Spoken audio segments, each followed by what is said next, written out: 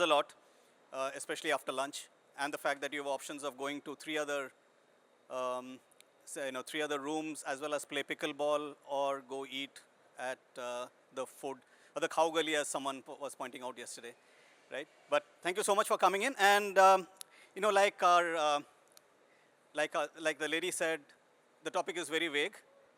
I want to look at the positive side of that statement, right? While the topic might sound a little vague, what we'll try to do is get some sense out of it and try to keep it sharp.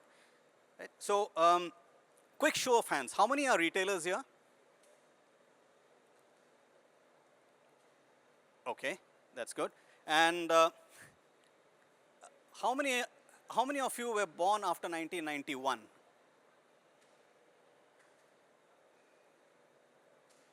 Okay.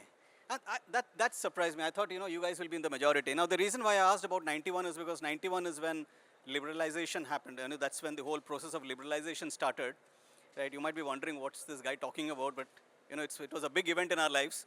And probably the reason why we are here today is because of what started then and was pursued by multiple governments across the ages. Now, now, when we are talking about innovation, we are talking about how do you redefine, how do you measure success, or how do you redefine success. Now, that's a very large topic, but we'll have quite a few wonderful folks helping us do that. Now, I call them bravehearts because they are entrepreneurs who've kind of managed to step out and build for themselves, while people like me were very happy taking in monthly salaries. So hats off to you guys for having shown the spunk and for being audacious enough to venture into what you've done. Now, I'm not sure, how many of you have been here yesterday and gone through, okay. There are lots of talks about how the business of India retail is, how it is growing.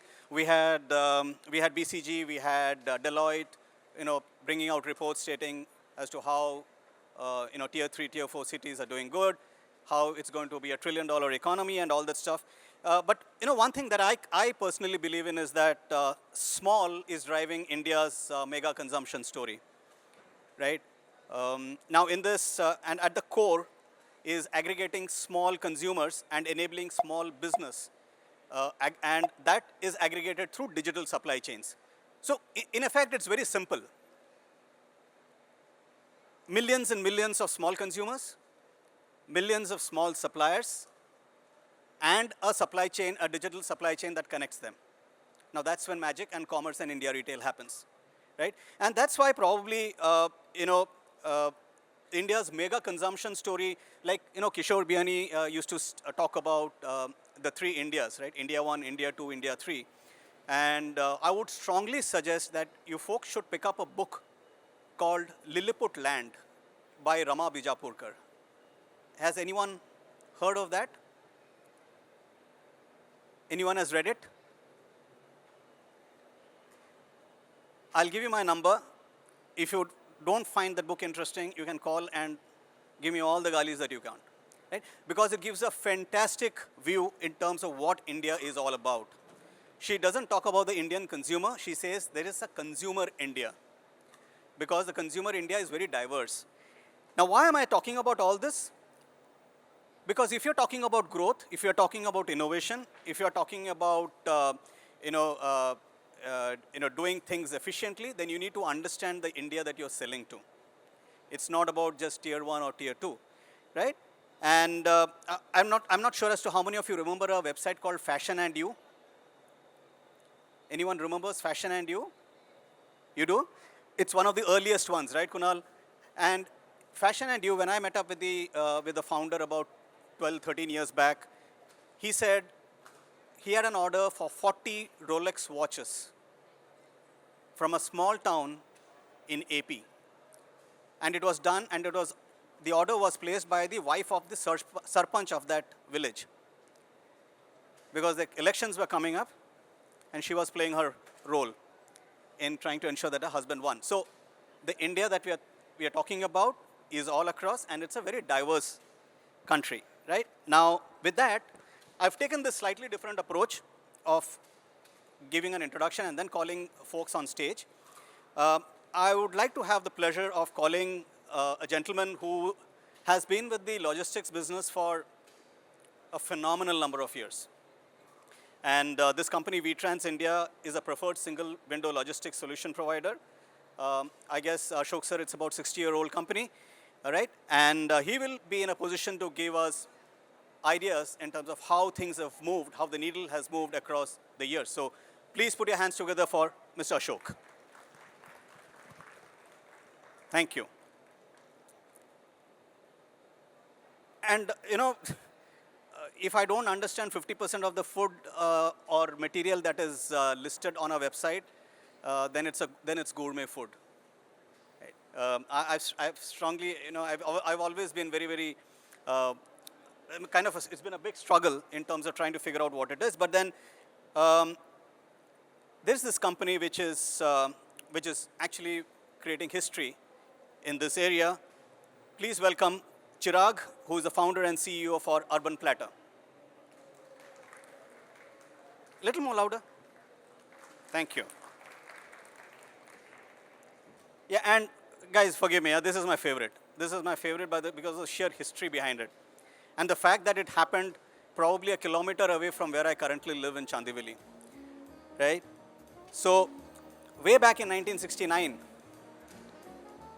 right, a husband and wife team started off a food, or let's say a packaged QSR snack. And they did it by I think one of the first sales, Jasmith can tell me whether I'm right or wrong, but it was by the Powai Lake, right? And it's such a fascinating story of this gentleman who was coming back to India via Beirut, and Mr. Amarjit Singh, and he had the good fortune of actually having pita bread. Then he came back, put his head into figuring out as to how do you do something similar for this country. And that's why, ladies and gentlemen, we have Tibbs Frankie, right? So, Jasmith, Managing Director, Tibbs Frankie. Good to have you on stage, sir. I don't hear anything. Thank you so much.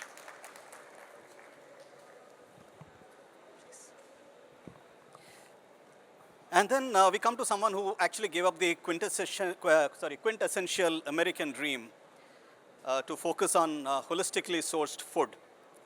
And believe it or not, turmeric latte, when he heard one of his friends talk about order a turmeric latte at Starbucks, was the turning point in his life.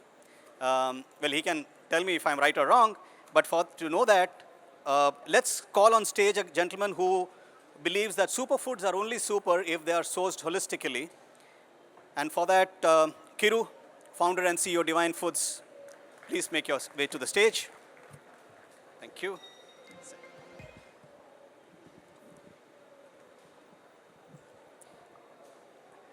And then someone who had the audacity to start offline when a lot of digital native brands were actually kind of ruling the roost and the conversations. And she and her husband, they focused on building a line of affordable vegan, lead and sulfate and cruelty-free cosmetics. And to know more about how she did it, why she did it, and how she plans to manage the future, ladies and gentlemen, please welcome Priyanka from Flicka Cosmetics.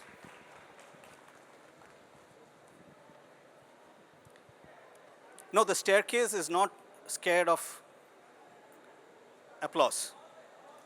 Thank you. Now we've heard a lot of things, which we get on a rental basis, right? But this actually caught me a bit by surprise. IoT-powered multi-stage purifiers with real-time water quality monitoring on a rental basis. And the gentleman who makes it happen is Manas. He is the CEO of Drink Prime. And you'll be surprised, his cost per liter of water is actually lesser than the canned variety that we get. I hope I'm right, otherwise I'll get... Okay, good. Thank you. Last but not the least, this gentleman and his better half built a brand the essence of which is India. And they designed bags with a combination of style and functionality, married Indian ethos and the rich heritage of handicrafts. And I guess apparently they also visited Dharavi multiple times to get a real feel of all the people working there. And just to make sure that, they were not just talking of the hip, and they really intended to put in place a business that focused on handicrafts, embrace technology to loop in artisans, including increasing productivity, to know more about what this brand does and how it plans to take on the future. Can I call upon Pradeep of Zook? And he comes in with his bag. Okay. So I know it's been a little bit of a longer introduction. Thank you for indulging me in this. And that's primarily because typically, what I found over the last 1 or 2 days is people line up and we really don't have a clue as to who is who. Right? But I'm sure now everyone's got a good idea. Good idea? Yes, no, maybe. And the way we will run it is, if you have questions, you can please raise your hands. If no one gets the microphone to you, I promise I'll get mine to you. And you can ask your question. Done? Yes? And we will not take whatever they're saying on face value, okay? Just because, they're big entrepreneurs doesn't mean all they say is right. So if you have to challenge, we will challenge them, correct? Perfect. Challenge accepted? Wonderful. Now, what I would like to, since I've given a brief background about each of yours enterprise, of course in a little fractured manner, but what we would want to do is focus on the task at hand, which is to, not able to hear? The panel can't hear. Any better now? I didn't moderate this. Can you hear me now? Much better? Okay, perfect. Thank you so much, Jasmine. So, the task at hand is to understand over the next 43 minutes is how are things changing? What is the change that you're seeing in business? How are you innovating, and how are you redefining success? I know that's quite a lot, but I think let's break it down a bit, right? And everyone is free to interject whenever he or she believes is right. I'd like to understand, when you started off, how did you define success? Or let me ask you one more question. What was the purpose of your starting off? Very quickly. Maybe let me start with you, Pradeep. So, hi everyone. I run a brand called Zook. So for us, there were 2-3 levels. The first level of success was actually selling 1 bag a day. Right? That was literally the first milestone to hit. The second was to sort of say, can we do 1 bag a day for 5 days continuous? And that's how sort of brick by brick we built. And I mean, very frankly, we have a long way to go before we build something successful, to be honest. But that's how, at least in the early stages, you break down the milestones into much smaller bits. Because then you get to do what you can actually do, which is to ping your friends, family, saying, I have to sell 1 bag, please buy it, right? And no, I'm not gifting it, you have to buy it. And that's how sort of the journey really started. And of course, over a period of time, many things have evolved. We in fact started our business as an offline business. So 50 plus exhibitions is where we went to first.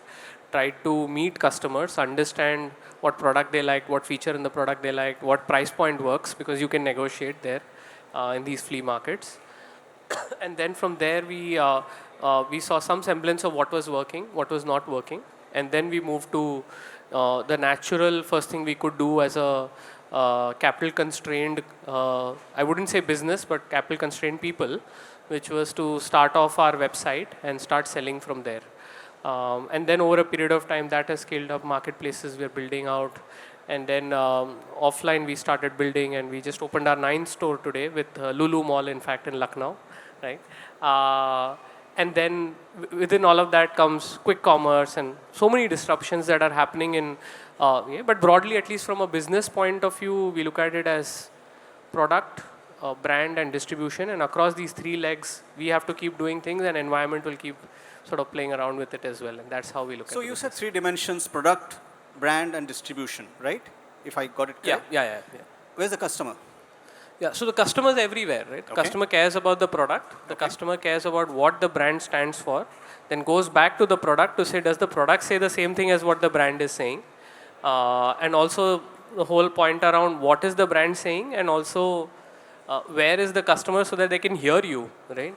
Like we could be saying great things here, but nobody outside Nesco is as an idea what we do, right? So that all fits under brand. And then in distribution, it's around where the customer is buying, and customer is buying everywhere. And you need to find the first place which is easiest for you to reach with the lowest cost possible to sell to them. But the customer cares about all three of these, and we need to be where, what is the right fit between where the customer is and where we have a right to, I wouldn't say win, but right to at least operate or start operating. Okay, and Priyanka, coming to you, almost on similar lines, you started off offline. Yes. Right? And while I'll ask you as to why you did that, you could also talk about how did you define success in your earlier, and how old is the brand right now? Brand is 5 years old. 5 years old. Okay. So why I started, I'll tell you. I myself a makeup artist. So initially 5 साल पहले beauty industry में लड़की को एक makeup look create करने के लिए 7 या 8 प्रोडक्ट्स लगते थे. I think women out there can relate this. Now the trend has shifted. अब लड़की को एक फुल फेस मेकअप करना है तो it takes almost 25 to 30 different products. But when it comes to disposable income it's almost same. तो user क्या करते हैं उस चक्कर में they switch to affordability. But once you switch to affordability आपको क्वालिटी में कॉम्प्रोमाइज़ करना पड़ता है. So I being a makeup artist मुझे भी कॉम्प्रोमाइज़ करना पड़ रहा था. देन आई डिसाइडेड कि there is a market, there is a gap which is untapped, and I can provide a product which is high in quality and also the pocket friendly. This is how the journey of Flicka became, and it's been 5 years we are into this makeup industry. I launched with just 2 products, just trial ke liye. Now we have an SKU of more than 500, served almost millions of users and attracting positive feedback from them. अब when he is talking about the success, तो first line of success was for me कि मैं एक बार gym में workout कर रही थी. बाजू में एक लड़की ट्रेडमिल पे चल रही थी एंड शी आस्क्ड मी कि what you do. I said, I run a cosmetics brand. So he said, what name? I said, Flicka. Oh, I use Flicka. So that was my very first level of success. And the second level of success I consider कि India में जितनी भी women हैं, हर women की vanity में अगर एक फ्लिका का प्रोडक्ट है, that's the second line of success for me. And definitely I'm gonna achieve there. So one Flicka product in every lady's handbag, and the handbag comes from Zook. Right? So I guess that would be an ideal scenario. You could put it in the cosmetic kit from Zook and then put it in the bag as well. That's your choice. Yeah. Do you guys think I should charge them some consulting fee? Yeah, I should, right? Okay. No, thank you so much. Kiru, you heard both of them. Are you under pressure now? You started offline or online? So we started online. So are you under pressure now? Because both of them started offline. They seem very happy. No, I'm good. Yeah. So why did you start online first? So to be honest, we don't have any option at the time. The brand we started around 2019. So when we started around, I just give the background about. Can you guys hear him clearly? Okay. Yeah. So I'm Kiru. I'm the founder of the Divine Foods. Divine Foods is a startup from Salem. Salem is like a tier 3 place from Tamil Nadu. So what we do is we do superfoods like turmeric, moringa, etc. We create a value-added product and we export and we sell it online. So we started the brand in 2019. So the idea behind the brand is, so I was in US. So when I was in US, I used to see the native products from different regions. Like from Japan, there used to be a sauce, and from New Zealand, there used to be honey. They are like a premium, like a super premium products. But the whole brand will be having only one product in the shelf, and it's like everywhere in US, like Walmart, Costco, etc. But I was thinking about, like, we know about Indian tradition, we know about Indian foods, etc. But why there is no any specific Indian food? So that's the reason I came back and I started this. So when I came back, I found there was like many problems over here. So for example, when the farmer is producing a product, it goes through a multiple channel. It goes to a warehouse, then it goes to a distributor, then it goes to a retailer. There's a whole supply chain. So that's the reason we launched it online. So you are asking about the offline thing, right? So when we had the product, when we went to the market, the retailer are not accepting it. because there were already hundreds of brands with all the huge MNCs having masalas and etc. When I said turmeric, like no one was much interested. So we launched it online. So during the time, there's nothing called D2C. So it's kind of selling turmeric in online. So we launched it in Amazon around 2019. What helped us was COVID. COVID is like kind of blessings in disguise for us. So people started buying online, and that gave us a push. So when you are talking about success, so that is the first success for us. Because when we had turmeric and we were talking about the turmeric, like Indian turmeric, etc., it's like just another thing. People were not noticing it. But during the COVID, people started understanding the value of the Indian traditional food, etc., starting from turmeric, like tulsi, ashwagandha, etc. So that is our first push for us. So right now it's been almost 5 years. We are a 5-year-old brand. That's where we are right now. Perfect. So in a way, you stuck to the local, the local strengths. And Chirag, in a way, that kind of also reflects in the merchandise portfolio that you have, right? And when you went about building Urban Platter, what did you have in mind in terms of how are you going to, measure whether you are successful or not? So I'll answer that and give you a little bit context about how we started also. We started in 2015 with a very simple, clear mission statement that we want to make gourmet and specialty food available, affordable and accessible to all Indians. And that has been sort of a guiding light for us all throughout the last decade while we built this business. And what we started was with a very clear conviction that as a consumer, I myself faced a very strong pain point when it came to superfoods or premium foods or gourmet foods, that they were just not available anywhere. And if they were available, they were not very consistently available. They were not consistently priced. There was no compliance in place. As a frustrated consumer, I thought it's no rocket science that if we could solve this, there would be a decent amount of customers who would actually appreciate it. So it was more about believing in an ideology that you believe in yourself and building on top of that, assuming that a lot of people might be out there who will, sort of agree with your proposition and believe in what you're doing. For us in initial stages, Siju, validation was finding enough customers who would buy our products and just give us validation, as simple as that.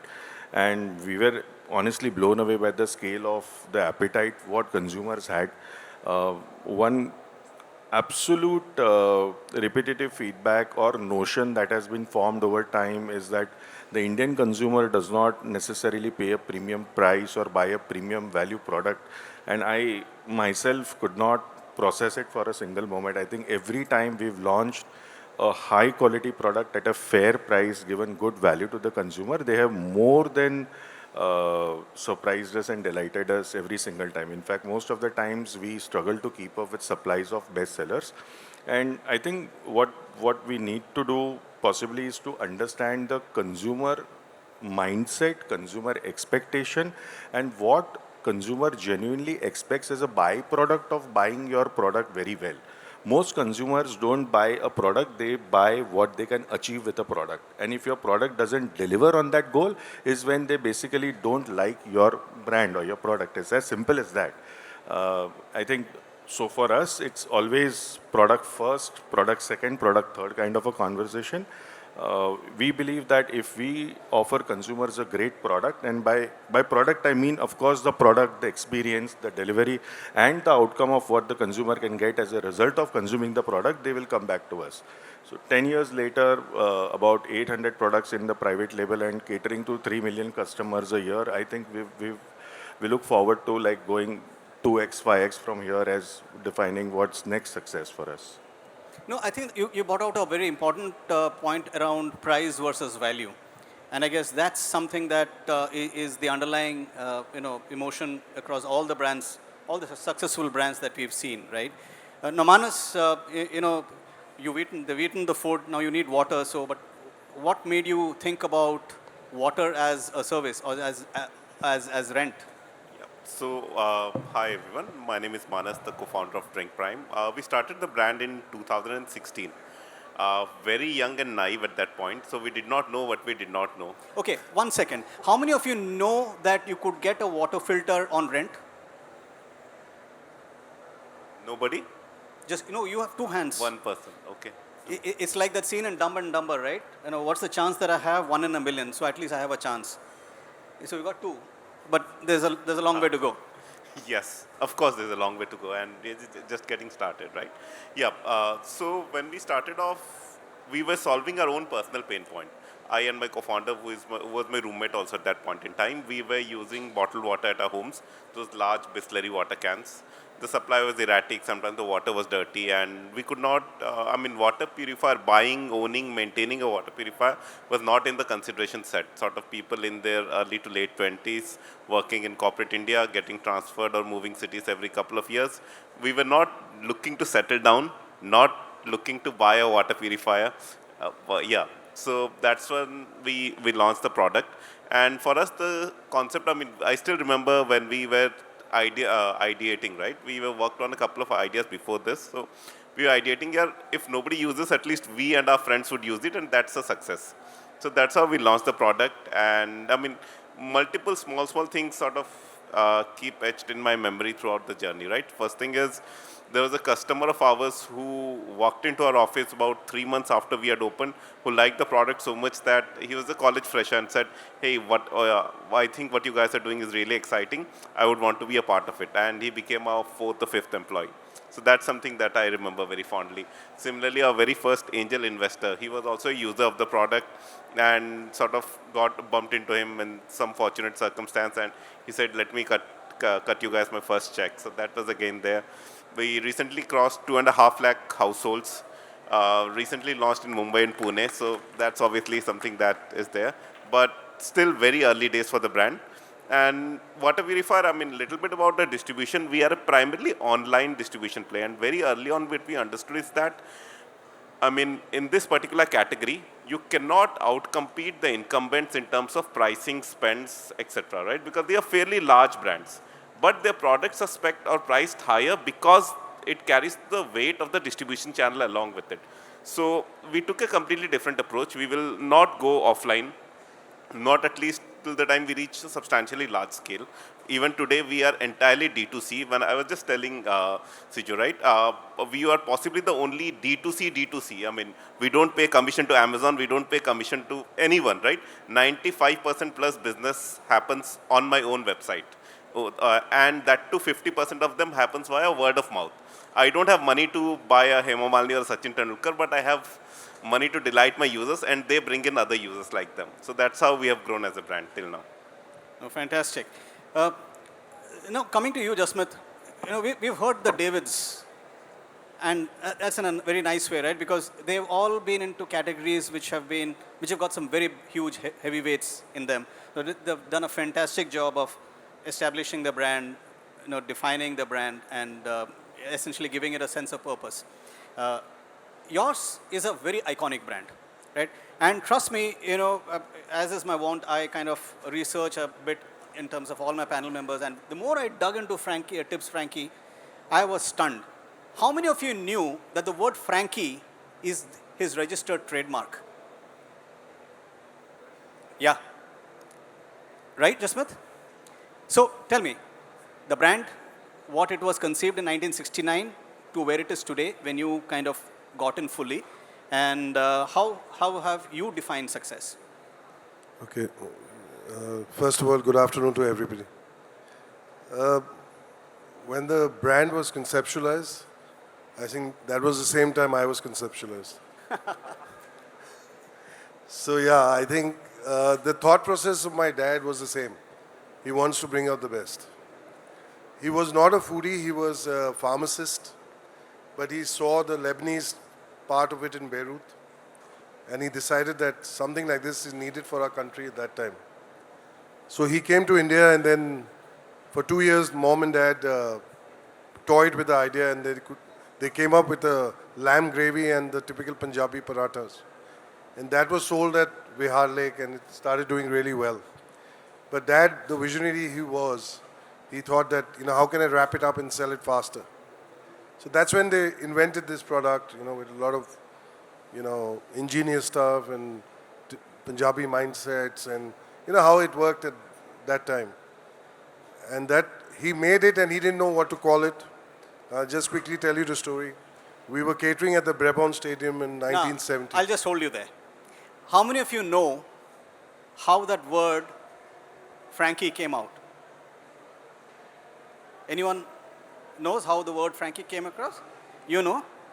Shall we hear him say? She'll know, she's been with me for 17 years. So you can vouch if he's telling the truth, right? Perfect. Please go ahead. All right, so there was a match being played there, and Dad was catering there, and there was Sir Frank Worrell from the West Indian team. And somebody hit a shot, and somebody said, "What a shot, Frankie." And that's how Dad picked up the name Frankie.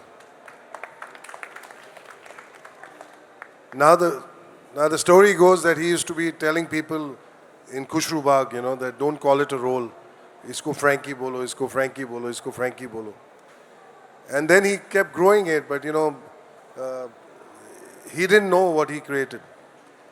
He just did it because he wanted to connect with people. He wanted to have that satiating consumer look, That's what he told me. Once I got my senses, and he put me through IHM, the other catering college, and I joined them in 93. In 1993, I saw that this brand is bigger than us, because I saw generations coming to our stores and having. And maybe I was a little professionally trained, and I'd worked under people. So I realized this brand is bigger than the family. So 1996, I actually went on a 14 saal ka banwas. And I was newly married then. But, I've got a very supportive spouse, and I'm very blessed with the family we have. So we took the brand from 13 stores in 1996 to 450 stores in 2000. Wow. And that was done by us as a family. I didn't have a professional team. It was me and getting blessings from my parents and Babaji. But what I realized when I was expanding, it took me 14 years. With that time, the ecosystem was not so friendly for expansion. We had to face, in every state, political backlash. We faced communalism also. We faced a lot of stuff. But I stood strong because I believe that this product cuts across all ages. It reaches people's hearts through their palates. And it is something which is easy. It's the only food on the go. And then the brand grew all over India. And in 2017, I realized that now, with the way India is going, we need to corporatize this. So 2018, I bought over my older brother's shares, and we got in a new partner, Mr. Vikas Khemani. I got in my younger brother, Mr. Harpreet Tib. And then we corporatized Tibbs. While doing that, I realized evolution now and innovation requires technology. It requires personalization. I mean, Tibbs had a name, Tibbs Frankie. People connect with me. I'm so blessed. Wherever I go, I get tons of people saying, "Sir, aapki Frankie ke upar to maine apni wife ko propose kiya." And I don't know if he's happy or sad after that, but I just say thank you and I leave. Then, a touching story I might share with you, because, you guys, whoever are new entrepreneurs, you all should know that innovation and redefining success in India also starts from the heart. There was a lady who was, I think she was 8 months pregnant, and I got a call from her husband, and he says, "I'm a criminal lawyer," and he calls me at 10:30, and he says that, "Sir, aapse baat karni hai." I said, "Kya hua?" And he says that my wife is craving for a Frankie. And I spoke to her, and she said, "Bhaijan, mujhe please de dijiye." I took my team, and we went to Scandal Point, our store. We opened the store, and we served her a Frankie. 2 months after that, I was asked to name the child. Wow. This is amazing. I mean, these set of stories, and this is why I love forums like this, because it brings out so much about the brand, the people behind the brand, and it's not just about the bottom line. It's not just about profitability. Yeah, that matters, but what really matters is the kind of connect that you establish. Yeah. So in the matter of time, let me just tell you what we did. You asked me that question with the story, so I'll get to that point. What we did is that we maintained the one ace quality which every Indian consumer wants is quality. We did not shift. None of my team members, I have 4 of them sitting there, none of them believe that we have to shift our ways of working compared to the other new chains which were coming up. And I think We are the only chain which now got recognized last year at the World Food India as one of the Indian traditional QSRs. Wonderful. And So that happened only because we maintained our quality. We did not look at only bottom line. And we went ahead and we told people we are very customer-centric. So I think that is very important when you personalize for the consumer. That really helps. no, fantastic. And the 4 members of the team you can take a bow. I think it's a fantastic recognition there. And this kind of points me to something that I heard in a session yesterday that Anil Shankar was moderating. And he was talking to a few brand owners as well in terms of what drives the business. And they hit upon, and Anil actually brought this up saying, what's important today is not the net promoter score or the lifetime value, LTV. There is something called as NEV, or the net emotional value. I think that's what brands need to track, because end of the day, that's what's going to be your differentiator. And I personally have been into this business of consulting since 2017 with the firm belief that if there's only one differentiator amongst all brands, it's customer experience. There is nothing else. Everything else can be copied, Control C, Control V ho jayega, but experience के लिए Just to build on what you're saying, brother, India में आपका EQ is directly related to your success in a QSR, emotional quotient. Absolutely. Absolutely. Thank you so much. Ashok ji, the reason why I came to you last is because you've seen it over the past 60 years now, right? I mean, the business at least has been over the past 60 years. I'm from 64 in business. In business. So, 1964, 60 years completed. a round of applause, gentlemen. And you've seen a lot change. Yeah. You've seen someone like Jasmith talk about how the business evolved. You've seen the rest of the gang talk because they've all, been in the last 7 or 8 or 9 years. And the unseen force behind the success of any brand is the delivery of the brand, and that's where logistics plays a part. Yeah. Right? So how have you seen the change that has happened in the last 15, 20 years? Actually हमारे business में ना हर 10 साल में changes आया है. Okay. लेकिन जो 15 साल में आया है उसमें लोगों का जो ध्यान है ट्रेडिशनल ट्रांसपोर्टेशन से जाके ई कॉमर्स तक गया. और ई कॉमर्स के बाद अभी पिछले 2 साल में मैं देख रहा हूँ क्विक कॉमर्स आ गया. तो ये क्विक कॉमर्स की वजह से क्या है कि काफ़ी बदलाव आ गया है. लेकिन ये सीमित रह गया है सिर्फ मेट्रो सिटी में. आज भी गांव खेड़े में जाओ तो वही ट्रेडिशनल जो वे है परचेसिंग, जो पहले एक नेसेसरी, जो पहले जो लग्जरी माना जाता था, आज आम तौर पे लोगों की इनकम जो स्तर बढ़ा है तो उसमें वो लग्जरी नेसेसिटी बन गई है. तो वॉल्यूम ग्रोथ बहुत स्पीड से हो रहा है. दूसरी बात, ई कॉमर्स या क्विक कॉमर्स, उसका ग्रोथ होने की एक वजह अगर आप देखने जाएंगे तो जो फाइनेंस लिटरेसी है, अभी हमारी पीढ़ी है या हमारे ज़माने में लोगों को थी, आज जो आफ्टर 91 या आफ्टर 99 जो बॉर्न हुए उनमें नहीं है. उनको चीज़ पसंद आती है तो पैसा नहीं देखते हैं कि 10 रुपये की चीज़ है उसका 50 रुपया भी देंगे, 50 आएंगे और वो ऑनलाइन ऑर्डर कर देंगे. वो बगल में दुकान में है ना 20 रुपये में मिलती होगी. लेकिन आज भी जो सर्विस क्लास है, लोअर क्लास है, वो आज भी जो जिसके साथ बरसों से काम करते थे उनके पास पहले जाते हैं. दूसरी, ये सोशल मीडिया एंड इंटरनेट की वजह से जो अवेयरनेस बढ़ी है. कई ब्रांड ऐसी थी जो बगल में है लेकिन लोगों को जानकारी नहीं थी. आज क्या है कि आपके चॉइसेस है वो काफ़ी बढ़ गई है. मतलब आपके चॉइस के हिसाब से आप ले सकते हैं. Correct.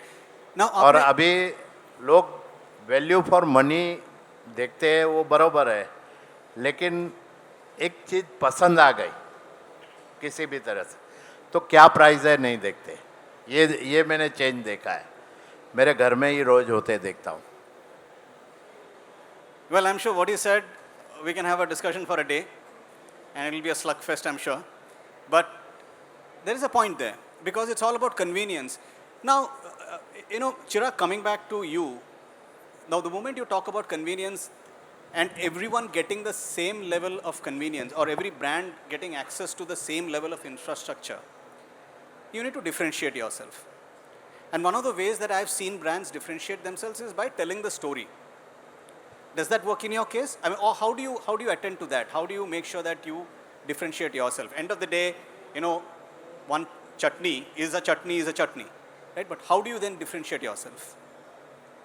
So, fair question. I think every brand basically has a certain level of values and thought process as to how they are, building a particular product and communicating it to the consumer. And we could very well be taking a very generic commoditized view of things. We could very well be taking a very emotional driven narrative view of things also. I think to each their own, right? There is no right or wrong about it. I mean, if we were to be in the business of, let's say, salt, we could position it probably as a great ingredient or a flavor enhancer to everyone's pantry, or we could just position it as an enabler of your everyday life. And those are two different narratives that sort of play in people's minds. As a business, I'll speak on our behalf. I think we have a very straightforward view of things, as in the narrative that we push across for our products is often associated with the outcome that consumers can expect out of consuming them. So very clear. I mean, we could go on and on talking about quality, experience and all of that, but all we do is communicate to the consumers about what is the benefit if you have this particular nut, or what joy can you have by having this maple syrup from Canada or stuff like that.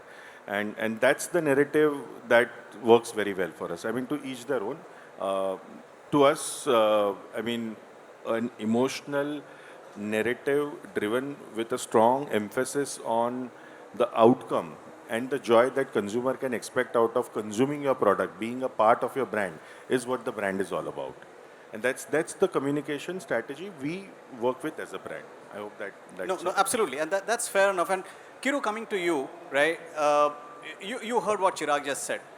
Okay, now in your sector or in the segment that you operate in, right? We're talking of moringa, right? Now moringa or drumstick, for people of my age, in 1970s born, 80s born, we can all vouch for one thing. That's one vegetable that used to be put to the side of the plate, right? Only to be, given a whacking by our moms, saying, eat it. But that was, end of the day, short stump, seemingly tasteless. But today that's the superfood of the world. Forget about India. Right? Now, I come from Orissa, as he also does, Manas. There are rows of trees, of just moringa trees, and just, and there's just rows of them on the side of the road. No one owns it, and it's just there. Now, when you come to superfoods like this, or when you are talking of sourcing holistically, as you put it, how do you convey that story? How is it that, let's say, he starts off making moringa powder tomorrow, let's say. How is your powder going to be differentiated from his? Okay, in case of the storytelling thing that you are saying, Suraj, so we have a practice of calling the customer. Since we are a D2C brand, online brand, we have the customer data, etc. So we have a practice. So what we do is we call random customers sometime to get the feedback. So believe me, that helped us a lot actually. So we all, my team, the packaging team, everyone will be there in the call, and we call the random customers, will be available for 2 minutes for a call. And we get their feedback, like in general, like where did you see the product, why did you buy the products? Like as you said, there are like hundreds of brands, even turmeric, there are like thousands of brands. So why did you buy this turmeric? Why did you buy this moringa from this brand? Where did you see it? So this is helping us in all the points. So where to spend on our ad, etc. So when we talk to them, right, so around like what we were expecting is they will be saying about the product quality or the packaging, etc. But around like more than 80% of the people said like the story that I said you. Okay, this is the guy who came back from US and started the brand. So I know the story. I read the story somewhere. From there, I started buying it. So, so that is the one example. So the storytelling part is where we connected a lot, which helped us a lot actually. And coming to you, Pradeep, there's a definitive amount of history behind your brand, the way you know, both went about doing it. So did you communicate this story to your potential customers or across the country? Yeah, so we started our Instagram profile when we were doing exhibitions, and that's where sort of the journey of being online, right? Because I mean, at that point we were, I think, probably among the top 10 handbags brands in Chembur. Today we are, I think, in the top 3 handbags brands in Chembur, right? But it allowed us to take our story to the world, especially in India through Instagram, and hence. I mean, for us, brand is a promise that we give to the customer, and the brand has a, as they like to say, jobs to be done, right? And we had a certain promise that we had that we would give to the customer, and that's what we would consistently convey. And to some extent, we've tried to also keep the brand story not to be via the product only, right? Yeah. So in the choice of an influencer that we would work with, the choice of words that we would, even the choice of what the print would be called, etc., was totally linked to how the print was made, right? And gets a lot of things inspired from India itself. And that is how everything gets sort of intertwined. But it started by saying, okay, online is a channel which will allow, like in social media as a channel will allow us to take the story. And many a times it's actually a hunch to say maybe it might work. Because the one thing that's true when you start off, and even today, is our appetite is still only so much, right? So we don't have the pressures of, building a unicorn when you start off, right? So then what you really need to do seems pretty small, and that's how you keep building brick by brick. So yeah, that's how we at least took the story. No, appreciate that. And the reason why I'm asking is, very simple. Because the reason why I'm asking if you communicate to your audience is because in some way or the other, all of you are on a platform that's saying sustainable, you're talking of genuineness, sustainable, about it being genuine, about being multiple other things, including being responsible.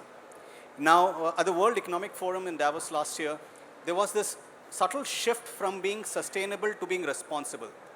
Right now, brands like fast fashion brands like Zara and H&M came under heavy fire because fast fashion means you're not sustainable. I mean, it's an integral part of that equation. But then the whole point was, are you being responsible as a business? Okay, there's garbage being coming out. Am I taking care of the garbage? So that makes you responsible. Sustainable, in a way, means that there's no garbage coming out, or it's coming out in a manner where it can't be called garbage. Kind of a fine difference, but the world is looking at it right now and looking at responsible businesses. And that is where the voice of the consumer is so very important, right? Because it's what they say is the truth, right? So my next question to you is, do you look at building communities? How important is community? And the reason why I'm asking you this is because I've been intrigued. There are a lot of solutions which talk about community building. There are a lot of brands talking about community building. I would love to hear from you firsthand as to how do you go about doing that. Let me start with you. Thank you for the question. मेरा brand ही community building से बना हुआ है. I'll take you to the story, and also you mentioned कि we got the audacity to build brand offline. Since I was a makeup artist, मेरे पास पैसे तो थे नहीं brand बनाने के, but मुझे ये पता था कि there is gap in the market which I plan to fill it. अब मैं ऑनलाइन आके अपना वॉइस देती या ब्रांड को ऑथेंटिसिटी बताती तो it was very costly affair, it was not possible. So what alternative approach I chose कि सबसे पहले मैंने 2000 आर्टिस्ट की कम्युनिटी बिल्ड की एंड ऑलमोस्ट 1000 रिटेलर्स का कम्युनिटी बिल्ड किया. I personally met them and I ensured कि जो ब्रांड की ऑथेंटिसिटी है, जो ब्रांड का वॉइस है, जो प्रोडक्ट का क्वालिटी है, well communicated to them. And this is how artists communicated to their students and retailers communicated to their customers. And through this community, we are able to generate almost 25 crore of business this year only by the community. And after establishing this community foundation, now we are prepared to amplify the digital resources and raise our voice to masses. So yes, अगर business को profitable बनाना है, लोगों तक पहुंचाना है, तो community building places a major role. Awesome. That's an amazing endorsement of on the community part of it. I didn't expect such a strong endorsement coming in so early on, but I'm glad. Anyone else who believes in the power of community? Yeah, absolutely. So we fight with fairly big brands in the market, right? And I mean, just to give you an example, just before this session, I was having lunch with someone very prominent from the RAI org. I was saying, sir, we recently launched in Mumbai. We are doing well. Why don't you take a purifier? I could see that moment of doubt in his eyes. यार तुम्हारा वाला चलता तो है ना? So yeah, I mean, in his mind at least, he's comparing us to a decades-old thing, a decades-old which has some amount of trust that is there. The way that we overcome this is if his friend says that, यार मैं इनका use करता हूँ and चलता है. So community is the very backbone with which we operate it, and that's the only way that we have grown as a brand, and we'll continue to focus on that. Excellent. Now, we are in the last 5 minutes, and folks at RAI this time are very efficient in kicking people out the moment the time is done. So I'll, get on to the next gear. Jasmeet, we've heard about, them talking about communities and how the power of the voice of the consumer is so very important. Right.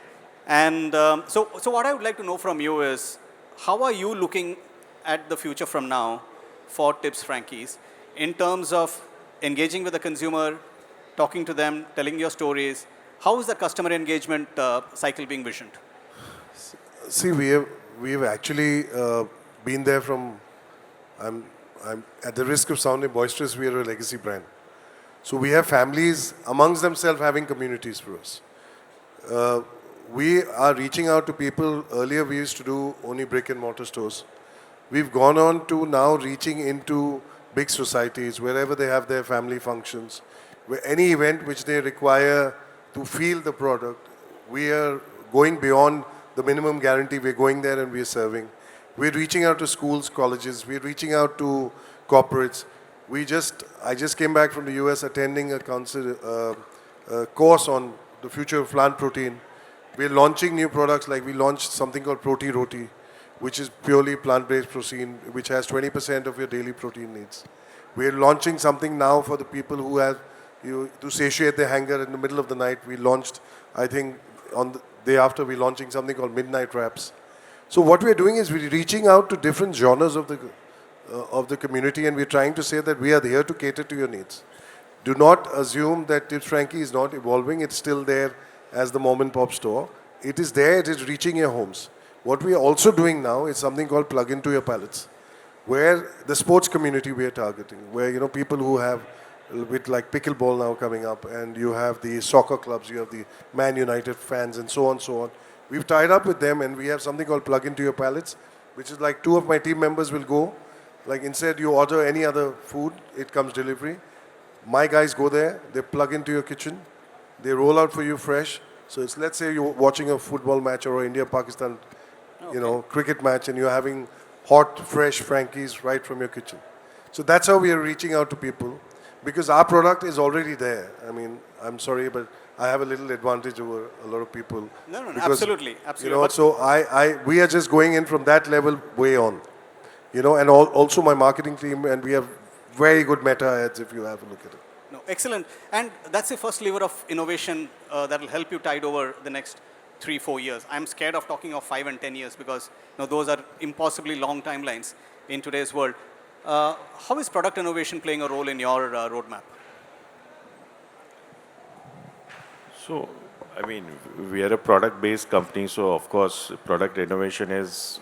Okay, let me put it the other way. I was being very nice. Let me put it a little more directly. Yeah. What can we expect from your stable in the next 6 months? So, I mean, essentially, short answer, evolution of what we do, but what we see is a lot of increased consumer. Let me just dwell a bit deeper into one of the questions that you asked earlier as to what changes have we seen in the consumer behavior over the last 5 to 10 years. So in my 10 years, I have seen in the initial years of our business, the consumers were very clear about what they wanted. And that was a phenomenal indicator of, I want this, I want this, I want this. And today's consumer, what we see is an amazing trend of they being very clear about what they don't want. And consumers absolutely are clear that, look, I don't want a product with a certain additive. I don't want a product with a lot of carbs in it. I don't want a product with sugar in it. And that improves our innovation thought process significantly, So when your don'ts are very clearly defined, your do's are very, absolutely clear or in front of you. No, that's a So, fantastic point, yeah. what we are working on is possibly a range of clean label food, additive-free foods, more ingredients to empower people, get their health goals, their cuisine goals better, so on and so forth. Innovation in that direction, and we absolutely believe that offering consumers transparency, the right product with the right knowledge, with the right clarity and absolute value is all part of innovation. So we work on those frontiers. Perfect. Any questions? Shall I put the lights on so that everyone wakes up? Yes. Now, as I promised, I'll get the...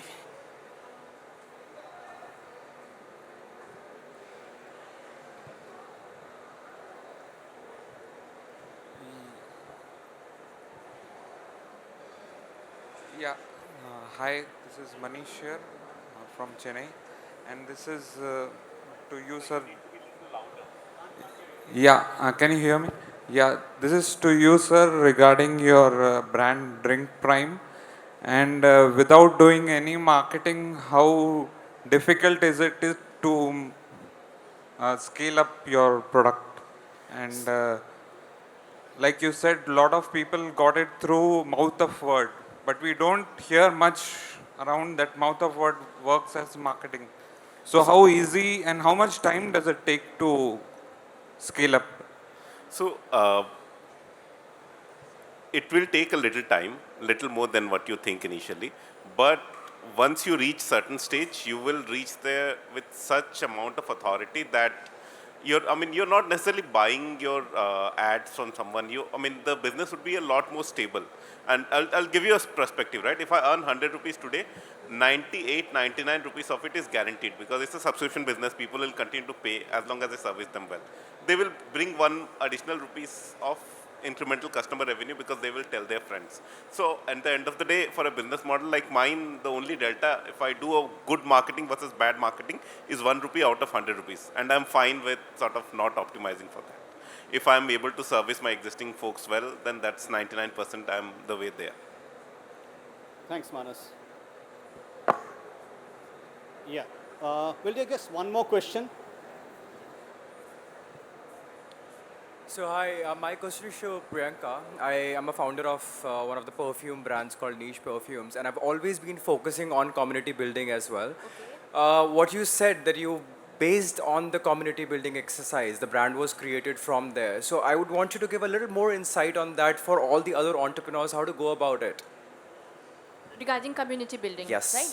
Okay, so I was very clear about my product. Ki my product is used by makeup artists and also who are upcoming makeup artists. And makeup artists ke industry mein there are only international players, say Mac, Bobby Brown and so on. There is no Indian player catering to that market. So what we do, ki we've been to makeup artists, we have told them about the product quality and what look and feel we are giving to the product. And this way we have built the community of 20,000 artists. अब एक artist कम से कम एक महीने में 100 बच्चों को training देता है एंड 10,000 बच्चों को ऑनलाइन इंटरेक्टिव सेशन देता है. तो अप्रोक्सीमेटली आप सोचो कि एक आर्टिस्ट 10 से 12,000 बच्चों तक एक महीने में एक बार पहुंचता है. वैसे ही हमने 2,000 मेकअप आर्टिस्ट के साथ कम्युनिटी बिल्ड की and we are able to reach millions of people through that without spending much. And वो वर्ड ऑफ माउथ से वो पास ऑन होते गया and the product gets purchase. And जो कम्युनिटी बिल्डिंग से प्रोडक्ट बाय होते हैं ना, वो बहुत लॉयल कस्टमर्स होते हैं. Recommending products, it's like doctor recommending a medicine. अगर आपको किसी ने रिकमेंड किया है तो नो मैटर व्हाट आप वही प्रोडक्ट बाय करोगे. So were you able to give some incentives as well on this particular program, or it was just the word of mouth? So, sorry to interrupt, but can we take this offline? Sure. Because Thank you. As you can see, there's already the chief inspector is here. So allow me some time to just wrap this up. So thank you so much, folks. It's been fantastic. I mean, what you understand is that focus on product, innovate on product, know what the consumer wants, and more importantly, know what he or she doesn't want. Build communities, and keep your spend to a minimum, right? And even if you're a 4-decade-old brand like Tips Frankie's, you need to stay on your toes and innovate every living moment of the day. I think those have been my takeaways, ladies and gentlemen. Thank you for being such a fantastic audience. Really appreciate it. And a huge round of applause for the folks here. A little louder, please. Thank you so much. This is the loudest I've heard this RLS. Thank you so much.